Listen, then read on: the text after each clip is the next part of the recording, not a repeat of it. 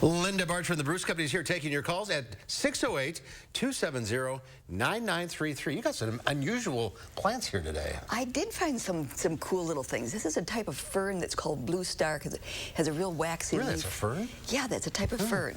And then behind it is this really unusual succulent too. So if you have difficulty with taking care of plants, this is a really good one. You don't have to take this one on vacation when you do it. You can stay home. Looks like beans. It does, but it's will like lots of sun, but you don't have to water it that much. And Martha Washington, and then you can probably smell the hyacinths. Yeah, Gerber daisy. Yeah, cool. Pretty.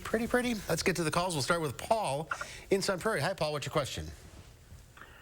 Yes, I have the small rodent, a mole, digging little tunnels through my grass. What do I do about them? Well, there are different ways that you can approach this. If it's not real bad, just stomp down the areas that they are working up, and you can't. There are things, poisons that you can put down in the grass, or there are little traps that you can set over the spot that they're going to be moving, and that can kill them. But they are problematic. Okay. All right. Thank you. Let's go to Bev in Beaver Dam. Hi, Bev. What's your question?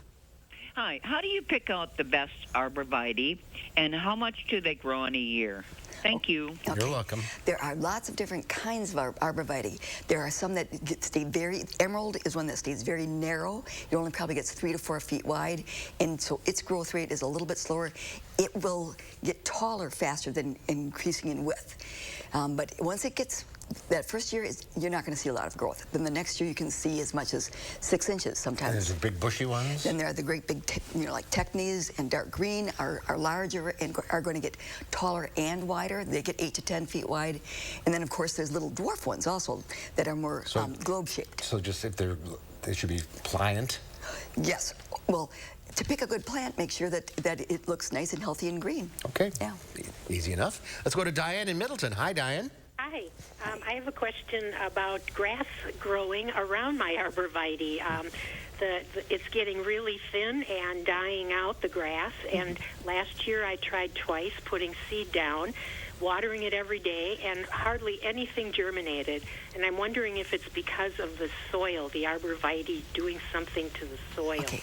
People are concerned that those evergreens make the soil too acidic.